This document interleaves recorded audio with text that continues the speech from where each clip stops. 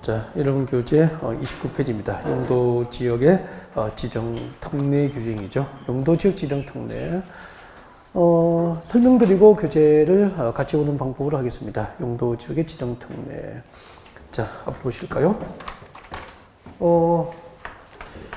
용도 지역 지정을 할 때 특별한 예외가 인정되는 경우가 있다는 거죠. 특례는 특별한 예외잖아요.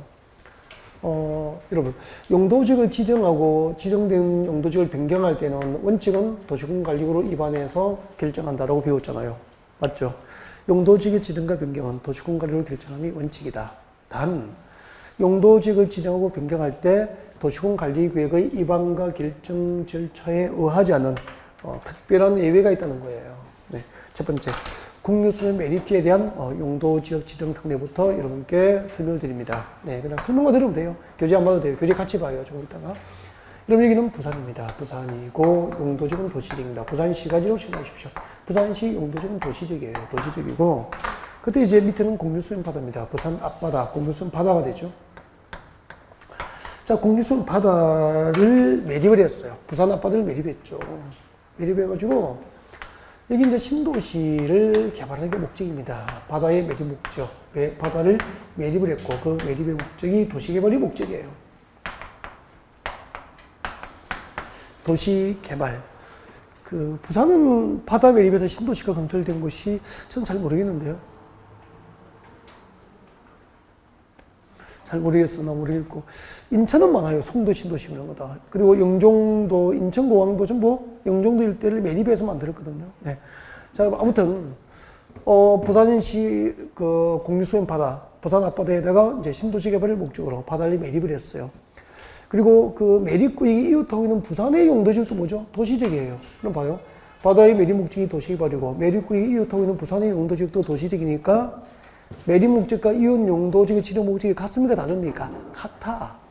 같으면은 이 매립구역이 속할 용도지역을 지정할 때 특례가 인정되는 거죠. 특례가 인정되니까 도시군관리구로 결정하지 않고, 네, 이 매립구역에 속할 용도지역은 이 매립공사 끝나면 중공사를 받거든. 그 매립지의 준공인가일부터 이웃 용도지역, 부산의 용도지역 뭐죠? 도시지역으로 용도지역이 지정된 것을 본다 이 말이에요. 다시 할게요. 바다의 매립 목적과 매립구역이 이웃하고 있는 용도지역 지정 목적이 다릅니까? 같습니까? 같으면 그 매립구역에 속할 용도지역의 지정을 할 때는 도시군관리로 결정하지 않고 그 매립지의 준공인가일부터 이웃하고 있는 용도지역으로 지정된 것을 법적으로 본다. 교재 같이 봐요. 교재. 자, 여러분 요약집 29페이지 제일 위에 있습니다. 요약집 29페이지 제일 위에 있고, 자, 우리 보조자료는 이 페이지 보면 나와 있죠. 네. 자, 공유수면 바다의 매립 목적이 이웃 용도 지역의 내용과 동일한 경우죠. 자, 이때는 그 매립의 준공인가일부터 이웃하고 있는 용도 지역으로 지정된 것으로 본다. 이런 특례가 인정됩니다. 이해가 됐죠? 자, 그 밑에 동그라미 2번을 다시 설명할게요. 설명하고 또 교재 보지 뭐. 자, 다시 한번 볼까요? 두 번째는 이런 얘기예요. 두 번째는 한번 보세요.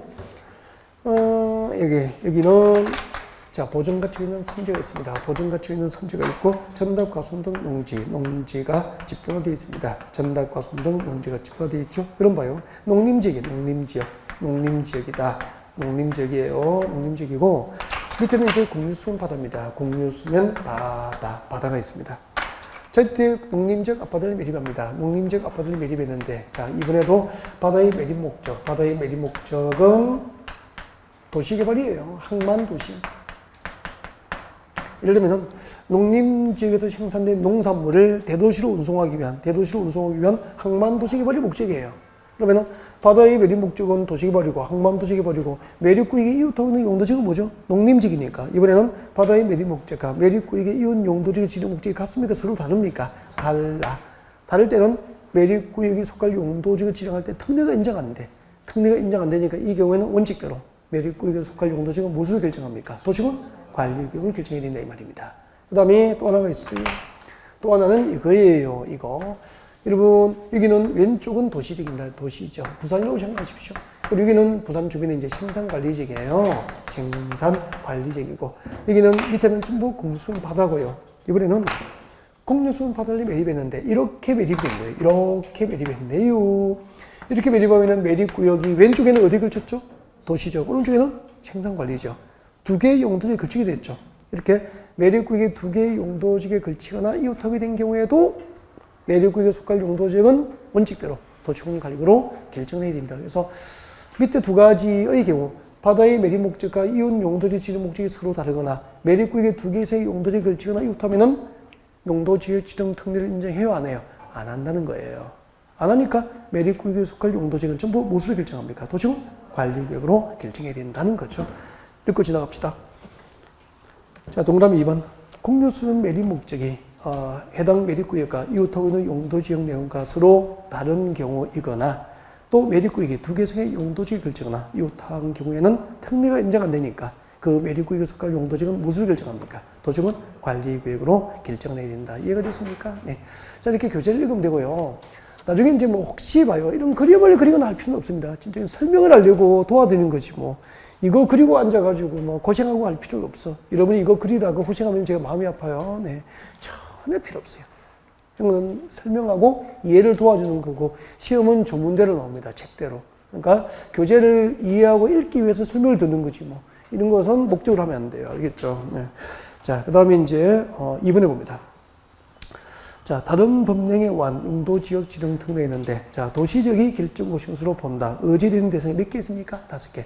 도시적 결정고시가 의지되는 대상 5개. 그 5개를 설명을 합니다. 이제 교재는 이 부분은 보면서 수업 들으시면 돼요. 그래서 거기 있는 내용이니까, 자, 이제 다시 읽어드리고 그렇게 하지 않고 설명하고 지나갈 수 있도록 합니다. 자, 이번에 용도지역 지정 특례는 도시적으로 결정고시가 의지된 경우죠. 자, 국토기법상 도시적을 지정하기 위한 도시적으로 용도지역을 지정하기 위한 도시공관리계획이 고시된 것으로 본다. 의제가 되는 거죠. 의제. 도시적이 결정고시로 간주되는 대상 도시적으로 용도지역을 지정하기 위한 도시공관리계획 결정고시가 이성으로 법적으로 간주되는 대상이 몇 개죠? 5개가 있는 거죠. 자, 5개. 이렇게 됩니다. 자, 첫 번째. 첫 번째, 두 번째는 똑같은 원리가. 자, 보겠습니다. 여러분, 여기는 부산이에요, 부산. 부산은 용도지역이 뭐죠? 도시지역 합시다. 부산시까지. 용도지역은 도시지역이에요.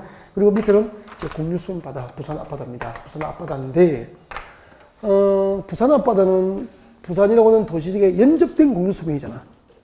이렇게 꼭 이게 들어가야 돼. 도시지역에 연접된 이 공유수면에다가, 자, 첫 번째. 항만도시를 건설하려고 항만도시를 만들려고 항만구역을 지정고시하거나 항만구역이 무엇인지 알겠죠? 항만도시 개발을 목적으로 지정한 구역은 뭐죠? 항만구역이라 그래. 항만구역, 항만도시가 뭐냐면은 부산에 부두가 있죠. 1부두, 2부두, 3부두 이렇게 있을 거 아니야. 있으면은 그 부산에 1부두, 2부두, 3부두에 무역선이 들어와. 무역선이, 화물선이, 무역선이 와서 수출입 상품을 내리고 싣고 나간단 말이야. 이런 곳은 항만도시가 되는 거야, 항만도시. 근데 자갈치 시장, 여러분, 자갈치 시장은 무역선이 들어옵니까? 어선이 옵니까? 어선이 들어와서 생선을 내리고 경매를 하고 도소매니 받아서 회를 팔고 한단 말이야. 이런 곳은 의항구역이라고 그래, 의항구역. 의항구역이고 의항도시라고 하는 거야. 그러면은 자갈치 시장을 만들려고 지정하면은 의항구역이고 부두, 항만도시를 만들려고 지정하면 뭐죠? 항만구역이 되는 거야. 이렇게 항만구역과 의항구역으로 도시지역에 연접된 공유수면에다가 항만구역과 의항구역으로 지정고시된 바다는 전부 도시지역으로 결정고시로 간주해준다 이 말입니다. 그러면은 이 바다의 도시지역을 지정하기 위한 도시공관리계획 위반하고 결정하는 절차가 없이도 항만도시나 의항도시가 개발될 수 있도록 이와 같은 특례를 인정하는 겁니다. 이해가 되죠? 그럼 시험 이렇게 나오더라고. 잘 듣고 대답합니다. 항만법상 항만구역이 지정고시된 공유수면은 이 법상 도시적이 결정고시로 본다. 오면 X입니까? X죠. X죠. 왜 틀렸죠? 항만법상 항만구역이 지정고시된 공유수면이라고 전부 도시적으로 결정고시가 지정된 게 아니고 항만법상 항만구역으로서 어디에 연접해야 됩니까? 그렇죠. 도시적에 연접된 공유수면만 도시적으로 결정고시가 의지되는 거예요. 시험 문제 그렇게 나와요.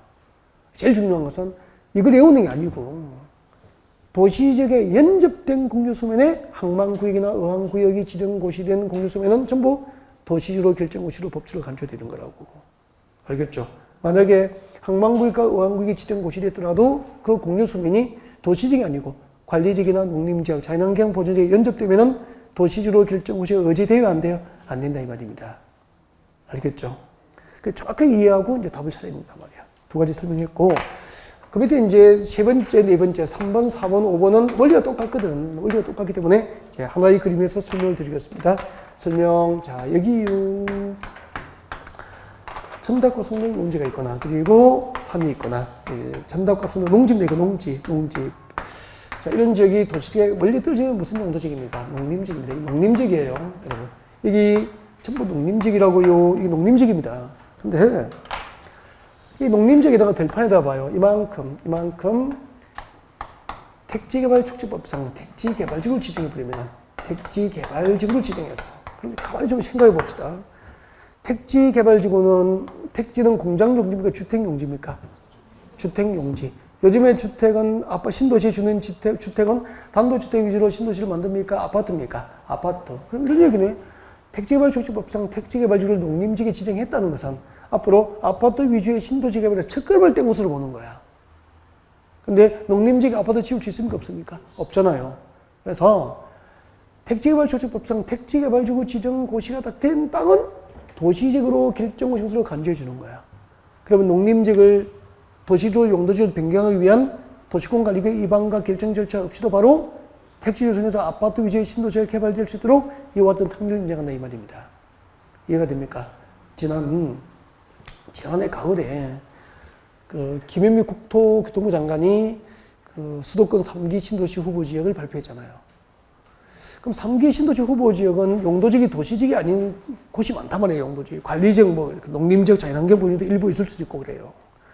거기다가 나중에 뭘 지정하냐면은 택지개발 촉진법상 택지개발지구를 지정해버리면은 그 3기 신도시 후보 지역은 택지개발지구를 지정고시 하면은 무슨 용도지역이 됩니까? 자동으로 도시지로 결정고시로 간주가 되어버리는 거야. 그럼 용도지역 변경을 위해서 도시공관리구에 위반하고 결정하는 복잡한 행정적 절차 없이 바로 택지를 조성해서 아파트 위주의 신도시에 개발될 수 있도록 이와 같은 특례를 인정하는 거예요. 세상을 그렇게 바꾸는 거예요. 그러면은 전 잘 모르는데 여러분 해운대 장산 신도시, 해운대 신도시는 옛날에 뭐 언덕이고 그 해운대 우체국에 가니까 그 지역에 옛날 사진이 있더라고. 보니까 개울이고 주변에 논밭이고 막 그렇더라고. 깜짝 놀랐죠. 그럼 그곳은 분명히 신도시로 개발되기 전까지는 용도지역이 도시지역이 아니었을 거 아닙니까? 아파트 지을 용도지역은 아니었거든. 근데 거기다 뭘 지정한 겁니까? 택지개발 촉진법상 택지개발지구를 딱 지정고시 하니까 그 논밭이던 그 해운대 언덕, 장산 언덕이 도시지역으로 결정고시가 의지되면서 택지 조성되고 아파트 지은 겁니다. 세상은 그렇게 바꾸는 거예요. 아, 하나 외웠잖아. 택지개발 촉진법상 택지개발지구 지정고시 되면은 도시지역이 결정고시로 온다. 그 다음에 여기다가 똑같은 원리가요. 농림지역 들판에다가 똑같습니다, 원리가. 국가산업단지, 일반산업단지, 도시첨단산업단지. 이름 좋다. 도시첨단산업단지를 딱 지정고시 한 거야. 이번에는 아파트 짓겠다는 겁니까? 산업단지 조성하겠다는 겁니까? 산업단지, 공업도시 개발하겠다는 겁니다. 그래서 이렇게 국가산업단지, 일반산업단지, 도시첨단산업단지가 지정고시된 땅은 지정된 용도지역 농림지역이었죠. 국가산업단지 지정해버리면 도시지역으로 결정고시에서 간주돼 버려요. 서울의 구로공단, 1970년 구로공단이 공장지대였다고 하더라고요. 전 모르죠. 그때 안 태어났으니까. 그러면은 그냥 그 구로공단에 봐요. 그 공장지대에서 70년대만 하더라도 공장지대였는 거예요. 70년대니까 안 태어났죠. 이제 공장지대인데 그 구로공단을 서울이 커지니까 공장지대를 그저 둘 수가 없는 거야. 외곽으로 이전시켜야 되는 거야. 어디로 갔죠? 저기 안산 시야공단하고 바늘공단 쪽으로 내보낸 거예요. 그래서 이제 그 구로공단을 옮겨야 될 안산하고 시야공단 조성된 지역 있잖아. 바늘공단 이쪽은 전부 그 갯벌이었어요. 갯벌 갈대밭이고 막 그랬대. 조개 바지락 캐고 하는 곳이었다고. 서해안 갯벌이었다고. 거기다가 국가산업단지를 딱 지정해버린 거야. 그 갯벌이 순식간에 뭐가 된 거죠? 도시적으로 결정고시가 의지되면서 안산이 수도권 제1의 공업도시로 성장이 된 거예요. 이 첫걸음이에요. 국가 산업단지 지정이. 세상이 그렇게 바뀌는 거라고. 그래서 아파트 위주의 신도시를 개발하려고 택지개발지구 지정했거나 공업도시 개발을 위해서 국가 산업단지 등이 지정고시 된 적은 전부 도시적으로 결정고시가 의지된다 이 말입니다. 그러니까 이런 거 들으면은 이걸 뭐 책 덮어놓고 외우라고 하지도 않거든. 몇 번만 반복해 들으면은 객관식이니까 다 생각도 안 한다니까.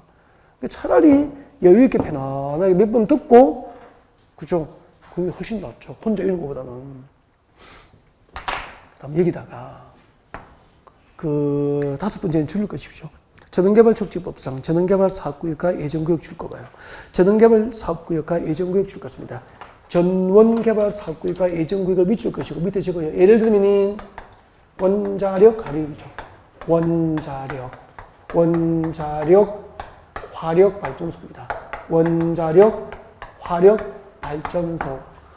원자력이나 화력 발전소라고 적어요. 그럼 이제 이렇게 적으면은 그 위에 전원 개발 사업구가 돼. 전원이 뭔지 알겠죠? 전기자원. 전원이 뭐죠? 전기자원. 그러면 원자력 발전소나 화력 발전소 건설해서 전기자원을 개발할 목적으로 지정한 사업구역은 뭐죠? 전원개발 사업구역이 되는 거죠. 그럼 여기다가 농림지역에다 봐요. 농림지역에다가 전원개발 사업구역을 지정했어. 전원개발 사업구역. 전원개발 사업구역 지정하면은 앞으로 이 농림지역에 전원개발 사업구역이 지정되면은 농사 짓겠다는 겁니까? 원자력 발전소 건설하게 된 겁니까? 원자력 발전소 건설한다는 거예요. 그러면은 원자력 발전소 건설을 목적으로 전원개발 사업구역이 지정되면 이곳이 용도지역은 농림지역입니까? 도시지로 바뀌어버립니까? 도시지로 바뀌어버리는 거예요. 도시지로 결정고시가 의지돼버리니까. 그때부터 이제 이 지역을 밀어요. 이 농지를 밀어서 도로 만들고 상하수 시설 설치하고 여기다 원자력 발전소 짓고 원자력 발전소 지으니까 사람이 직원이 근무할 수 있도록 아파트 지을 수 있고 초등학교 짓고 상가가 형성되는 거죠. 그래서 그 원자력 발전소 건설과 주변이 도시지로 개발될 수 있도록 원자력 발전소나 화력 발전소 건설을 목적으로 전원개발 사업구역과 예전구역이 지정고시 된 적은 전부 도시지로 결정고시가 의지되는 거라고요. 단 조심해야 되죠. 가로내 봅니다.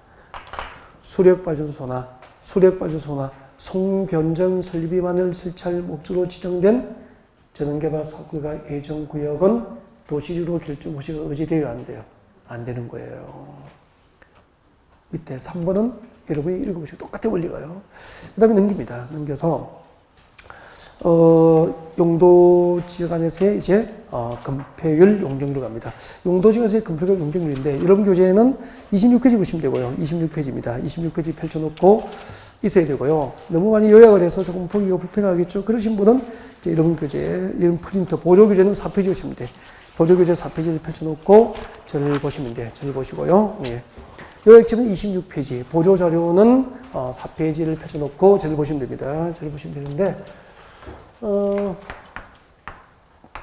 요약집이 너무 간단히 줄여서 힘들면은 보조 자료 보시면 되고, 네. 요약집 보셔도 되고 상관없어요. 그래서 제가 필기한테 설명하니까 상관이 없죠. 앞에 보시고요. 건폐율. 이 요약집은 이제 건폐율은 어느 정도 지금 5월달이면 다 알고 있다고 생각하고 있는 거 개념을 다 뺀 거죠. 네, 이제 복습해 드립니다. 건폐율이 뭐죠?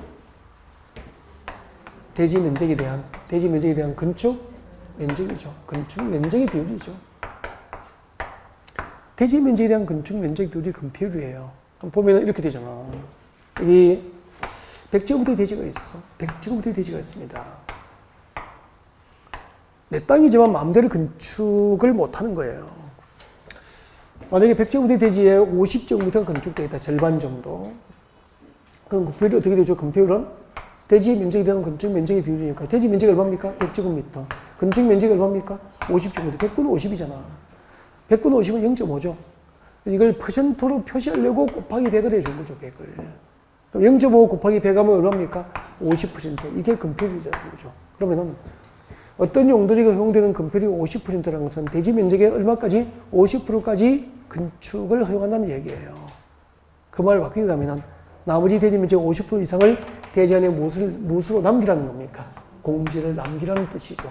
공지가 있어야 여기 건축된 건축은 채광, 햇빛도 받고 통풍, 바람이 통할 수 있게 되거든요. 그래서 내 고객이 어떤 용도지역에 땅 샀을 때 몇 평을 건축할 수 있는지 건축 가능한 면적을 규제하기 위해서 만든 제도가 뭐죠? 건폐율제도라는 거죠. 건폐율은 뭘 규제합니까?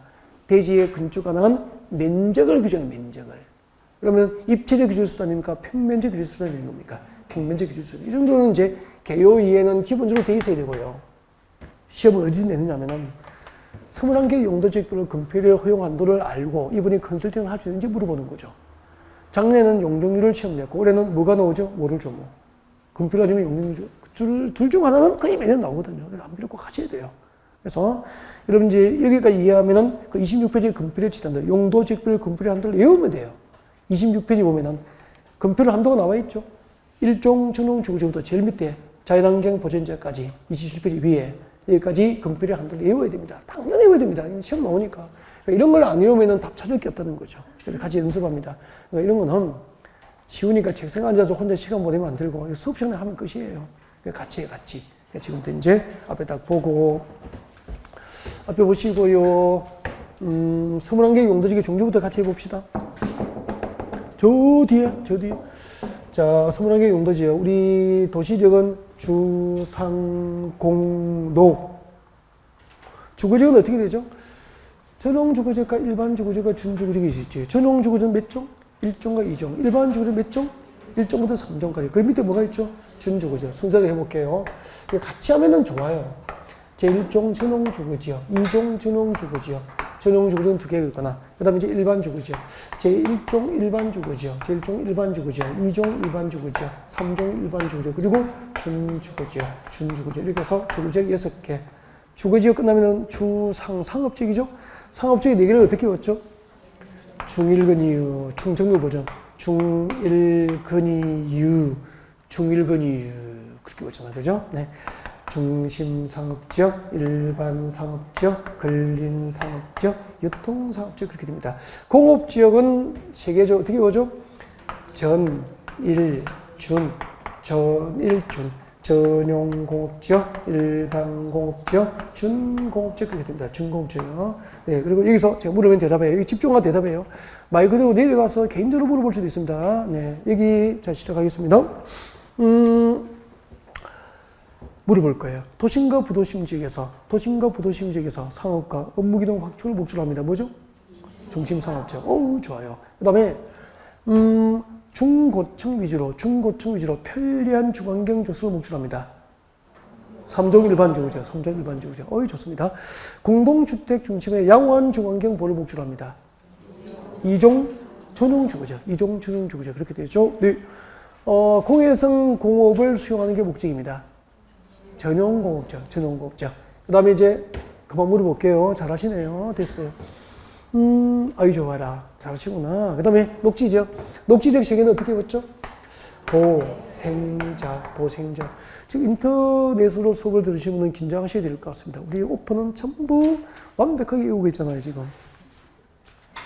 자, 그 다음에 이제 보전 녹지, 생산 녹지, 자연 녹지. 그렇게 되죠. 물어볼게요.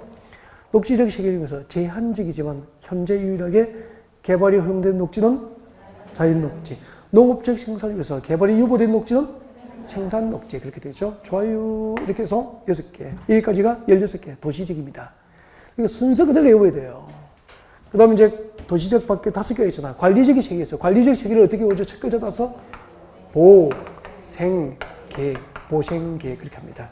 보전관리, 생산관리, 계획관리적 그렇게 되죠. 그 다음에 농림지역과 그리고 자연환경 보전지역 이렇게 해서 이제 도시적 16개가 됩니다. 도시적 밖에 5개 이렇게 해서 제1종 전용주거지역부터 자연환경 보전지역까지 21개의 용도지역이에요.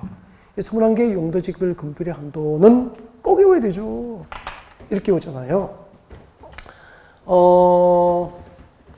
주거지역은 집이죠. 제 집 전화번호 몇 번이죠? 55국에 6657. 다 외웠죠? 55국에 6657. 제 집 전화번호. 55국에 6657. 그럼 뭐, 전화 한 통도 안 왔어요. 55국에 6657. 하나씩 붙이자면 이게 건폐율이 됩니다. 건폐율. 근데 요즘에 집 전화를 없앨 수도 없고, 그죠? 아, 진짜. 가끔 그게 울면 좀 불편하더라고. 들고 있다 받으면 되는데, 걸어가야 되니까. 제 엄마가 계시니까 안방에 전화기가 있거든요. 그 시대에 또 안에서 울면은, 근데 이제 옛날에 뭐, 나이 많으신 예삼촌이나 고모님은 꼭 집 전화를 하시잖아. 그죠? 네, 그런 분들 이제 정해져 있죠. 가면 이제 뛰어가야 돼. 고모님이나 예삼촌이니까. 집 전화 울면, 고모 전화구나. 삼촌이가 났다. 그러죠.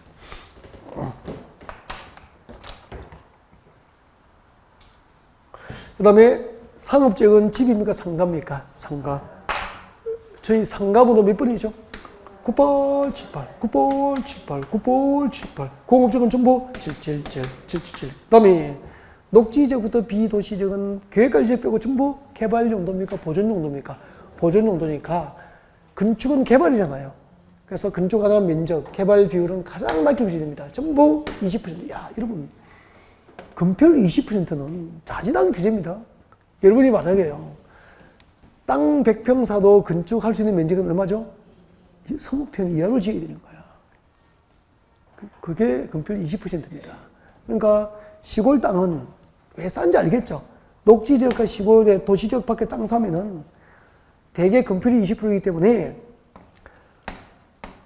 땅 100평 사도 건물은 20평 이하로 그러니까 80평을 마당 아니면 정원으로 버려야 되는 거야, 텃밭으로. 땅값 싼 거예요, 시골 땅값이. 그리고 시골 가면 마당이 넓어요, 좁아요? 넓은 마당이 있잖아. 넓을 수밖에 없지, 뭐. 건폐율 20%니까. 대지 면적의 80%는 공지로 남게 되니까 마당이 넓은 거야. 동네 아이들 다 뛰어놀잖아요, 어릴 때. 아, 그랬구나. 그래서, 옛날에 고향은 마당이 그렇게 넓었구나. 그런 생각이 들고. 근데 그때 넓었던 마당이 요즘에 가보면 좀 좁죠? 이게 왜 이렇게 운동장처럼 넓게 보이지? 그런 생각도 들고. 네.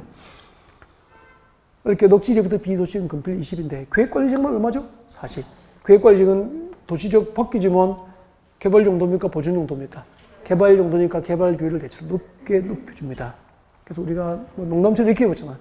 100세 되니까 인생 계획은 40대 후에 세워도 늦지 않고 100세까지 살자. 그래서 나중에 계획관리지역의 용적률을 얼마죠?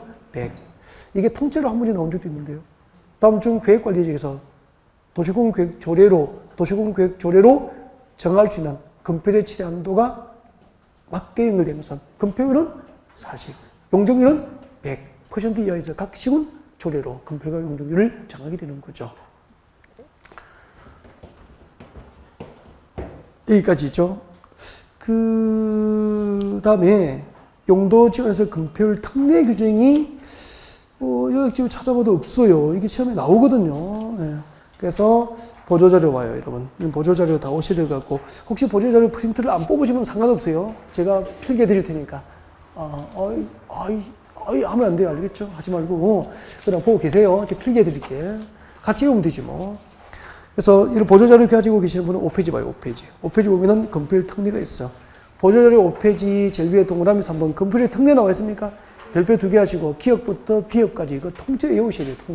통째 암기. 이게 2018년 때 통째로 그래서 한 문제입니다. 알겠죠? 한 줄씩은 잘 들어가기 때문에 꼭 외워야 되면 선택의 여지가 없는 거라고. 그래서 이거 우리 이렇게 고쳤잖아. 자, 보시고요.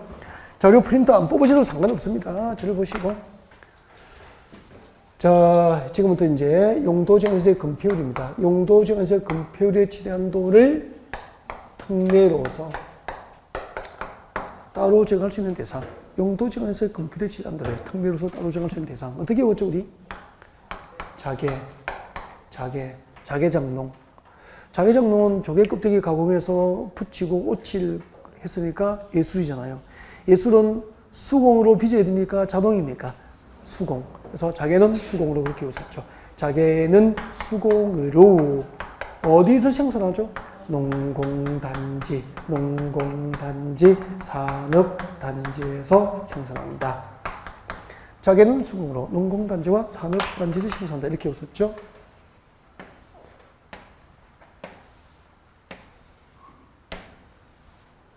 같이 해요. 뭐죠, 이거? 자연, 헐, 다 배웠는데. 자연, 취락지구. 같이 외워요, 지금 외웁니다. 자연, 취락지구. 이거는 개발지능지구. 개발진흥지구. 이거는 수산자원보호구역의 이유, 수산자원보호구역. 자연친화지구, 개발진흥지구, 수산자원보호구역. 이것은 공원. 무슨 공원이죠? 용두산 공원 아닙니다. 자연공원. 자연공법상 자연공원입니다. 농공단지, 산업단지. 그리고 이때 산업단지는 꼭 해야 돼. 어디에 있는 거죠? 공업지역에 있는. 공업지역 안에 있는 무슨 산업단지입니까? 국가산업단지, 일반산업단지, 도시첨단산업단지, 준산업단지는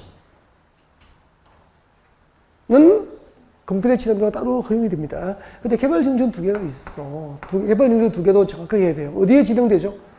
또 하나는 도시지역 외에, 도시지역 외의 지역에 지정된 개발진흥지구하고 또 하나는 자연녹지지역, 자연녹지지역에 지정된 개발진흥지구입니다. 자연녹지지역에 지정된 개발진흥지구죠. 자, 이렇게 놓고, 자, 금필의 지정도를 이렇게 외웠습니다.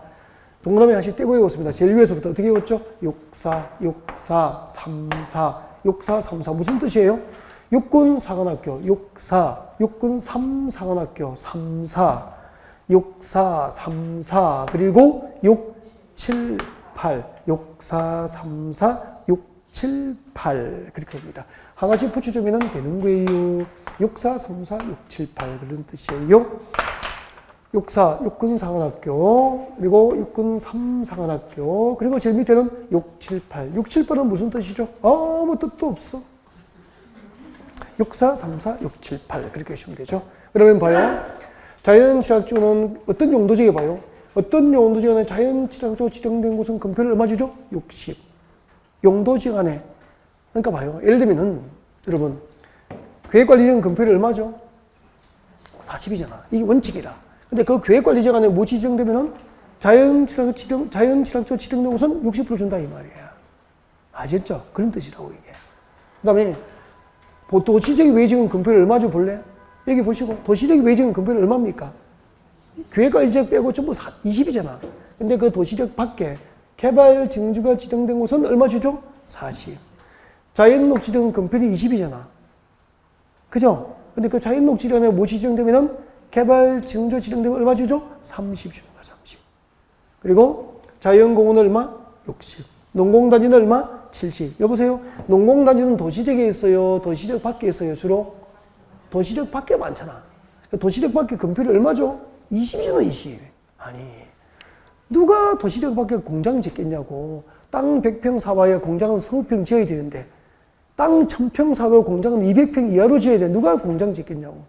근데 그 도시적 밖에 무엇이 지정되면 농공단지가 지정되면 금표를 얼마 주죠? 70. 도시적의 공업지가 똑같이 금표를 허용하기 때문에 진영 농공단지, 김해 농공단지가 되는 거예요. 사상에 있다가 다 나갔잖아, 공장들이. 아, 도시적 공업지가 똑같이 특례로서 금표를 허용하구나.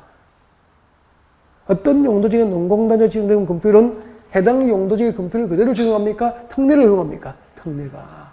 그 다음에 도시적의 공업지의 금표를 얼마입니까? 70이잖아.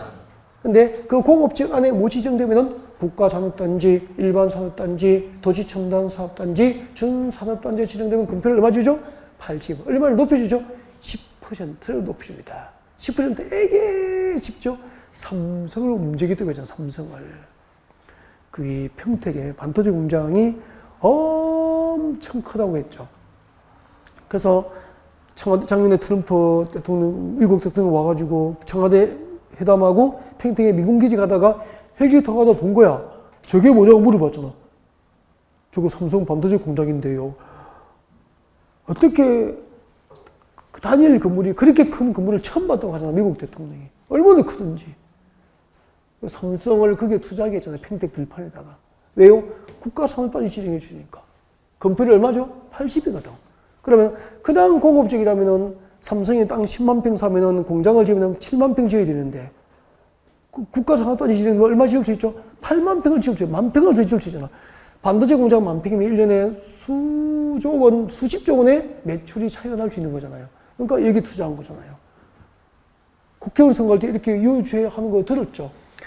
내가 만약에 연제구 국회의원이 되면은 우리 연제구에 도시첨단 사업단지를 유치하고 막 그런 거예요. 도시첨단 사업단지를 유치하고 이 말은 연제구의 공업지역의 건폐율을 70%를 두지 않고 제도적으로 국가 산업단지나 토지 첨단 사업단지 유치해서 80% 제도적으로 높이겠다는 거죠.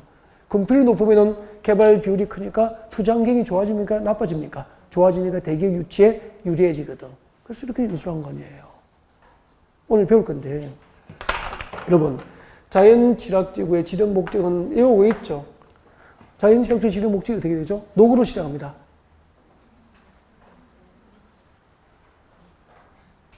녹관농자. 입 아파. 녹관농자. 녹관농자. 녹관농자. 녹지지역, 관리지역, 농림지역, 자연환경 보존지역 안에서 취락을 정비하는 게 목적이에요. 녹관농장에서 취락 정비를 목적으로 합니다. 녹관농장에서. 그러면은 여러분 녹지적, 관리적, 농림적, 자연환경 보존지역은 계획관리지역 빼고 건폐율이 얼마죠? 20입니다. 20. 그럼 비싸요? 싸요? 땅값? 싸죠. 취락 정비가 뭐죠? 취락은 뭐죠? 공장입니까? 주택입니까? 주택 있는 마을을 취락이라고 하는 거죠. 주택 있는 마을이에요. 주택지예요. 주택이 있는 마을이에요. 그럼 봐요. 그 동네를 주택이 있는 마을을 뭐 한다고 정비한다는 건 재개발하는 거 아닙니까? 그러면 녹지지역 안에 마을이 있거나 관리지역과 농림지역과 자연환경 보존지역 안에 주택이 있는 마을이 형성되어 있었는데 그 동네가 50년 동안 손을 못 댔으니까 새마을운동 이후에 손도 안 댔으니까 그 동네에 자연취락지를 지정해서 그 동네를 정비하겠다, 재개발하겠다는 뜻이에요. 그럼 재개발만 해도 부동산 값이 오를 건데 재개발할 수 있도록 건폐율 그 동네 20%를 자연취락지로 지정되면 얼마 높여줍니까? 60%로. 땅값이 오를까요? 떨어질까요? 오르죠. 몇 배? 많이 올라요. 수도권은 많이 오르면 3배씩, 5배씩 오른 것을 봤다고. 그럼 잠깐만. 자연취락지로 지정되면 땅값이 3배, 5배 오르면 봐요. 녹지지역에 자연취락지로 지정되기 전에 1억을 투자해두면 자연취락지로 지정되면 얼마가 된다는 거죠? 3억은 된다는 거잖아요. 그럼 이런 곳에 여러분의 손님을 땅 사게 만들었는데 세상에 1억 주고 땅 샀는데 3년 만에 3억이 됐어. 그분은 여러분 부동산을 좋아합니까? 싫어합니까? 좋아 죽겠죠. 여러분 부동산만 쳐다보면 기분이 좋아서 입이 막 웃음이 나올 거예요. 웃음이. 저 집 때문에 부자 되었다고. 그러면 웃고 맙니까? 막 소문냅니까? 와, 우리 동네 그 부동산 있잖아. 동네 부동산 있잖아. 그분이 가방들고 열심히 공부했잖아. 2년 동안 가방 들고 다니다 자격증 땄는데, 지난번에 오픈했잖아. 나보고 땅 사라고. 야, 그래서 어쩐지 좀 상담할 때 좀 믿을만해서 땅 샀는데, 야, 1억을 3년 만에 3억 만들어주는 거 있지. 그거보다 좋은 광고가 돼 있습니까? 이런 사람 3명만 있으면 광고 끝이 뭐. 끝나버렸지 뭐. 그 지역의 부동산 다 평정하는 거 아닙니까? 이런 실력. 그럼 봐요. 자연취락지구 지정에 대한 정보를 어떻게 얻죠? 저에게 전하지 말고 지난주에 배워드렸잖아. 자연취락지구는 용도지구죠. 용도지역, 용도지구 지정하려면 도시군관리구로 정책을 입안해서 결정하는 거 맞죠? 지난주에 다 배웠잖아. 그럼 자연취락지구 지정하려면 도시군관리구 입안할 때 제일 먼저 기초조사한다고 배웠고, 두 번째는 주민의 의견을 들어야 된다고 배웠고, 세 번째는 지방의회 의견을 들어야 된다고 배웠는데, 주민의 의견을 듣기 위해서 공청회를 한다고 했습니까? 신문에 공고한다고 했습니까? 자연취락지구 지정에 대한 도시군관리계획 안, 그 자연취락지구 지정에 대한 도시군관리계획 안을 신문에 공고하고 시청, 군청, 인터넷 홈페이지에 공고하죠. 그리고 관련 서류를 14일 이상 공개 열람, 누구나 서류를 돌려가면서 읽어볼 수 있도록 한다고 했거든. 이 열람 기간 내에 의견서를 제출받는 방법으로 주민 의견 청취가 이루어지는 거예요. 그럼 이때 자연취락지구 그 고급 정보 신문에 공고되고 시청, 인터넷 홈페이지에 공고가 되는 거죠. 비밀입니까? 공개됩니까? 공개. 이렇게 다 고급적으로 공개돼도 공인중개사를 활용을 못하는 거죠. 이걸 해석해 본 적이 없거든. 늘 암기방법만 배우고 거기서 끝나고 시험 치고 끝났거든. 그러니까 법이라는 것은 암기하는 게 아니고요. 시험을 치기 위해서 암기가 필요한 경우도 있지만 법은 거기서 끝나면 안 돼. 해석하고 현장에 적용하고 활용할 때 무엇이 되는 겁니까? 전문 지식이 된다는 거죠. 그것이 여러분의 연봉을 결정합니다. 그런 능력이 있어야 된다는 거죠. 저도 정보던데. 이때 자연취락지구 지정을 위한 도시군관리계 입안을 위해서 주민의견 청취가 딱 공고되면은 여러분을 믿고 투자할 수 있는 분에게 그 지역에, 이 지역에 이제 땅 사라고 와서 땅 짚어줘야죠, 짚어줘야죠. 가서 둘러보고 어디에 사야 될지 둘러보고, 그죠? 그 동네 경매 나온 것은 1차로 사야 되고, 그죠? 그런 거 아니에요?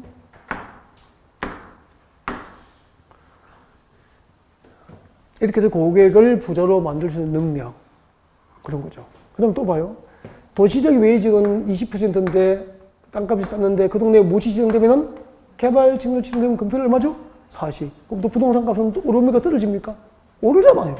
오를 곳에 투자하게 해주는 능력. 자연녹지정은 부산의 자연녹지정은 금표율 20%인데 전세대 100평 사서 전세대 지으면 20평밖에 못 지니까 부족한데 그 동네에 개발 증조 딱 지정되면 자연녹지정의 금표율이 얼마입니까? 30%니까 땅 100평 사면은 전원주택 20평이 아니고 30평짜리 지을 수 있잖아. 25평 짓고 1층 25평 하고 2층에 20평 하면은 복층이 되잖아요. 그러면은 한 45평 하면은 전원주택은 괜찮죠. 1층, 2층 합하여 45평. 아파트 50평, 60평 정도의 크기 됩니다. 공유 면적이 없기 때문에. 그리고 5평은 창고 짓거나 파고라, 정자를 지을 수 있는 여유도 있잖아요. 얼마나 땅값이 오르겠어. 그러니까 부산에 자연녹지역의 개발 진구 지정 정보 하나면은 예를 들면 1년을 먹고 살고 있는 거잖아. 여러분은. 이런 능력들. 도시적 밖에 진짜 금별 20% 쳐다도 보지 않은 땅에 농공단지 지정되니까 도시적의 공업자가 똑같이 제도적으로 보장이 되는, 개발이 보장된다는 거. 이렇게 공단이, 농공단지 조성될 때 그 배후지에, 그죠? 부동산 가치를 올려줄 수 있는 거, 배후지 투자, 이런 거. 지금까지 용도지원에서의 금표율과, 그리고 금표율, 용도지원에서 금표율 특례가 허용된 대상, 암기 방법과 해설에 대해서 강의해 드린 거죠. 좀 휴식하고 용적률 할까요?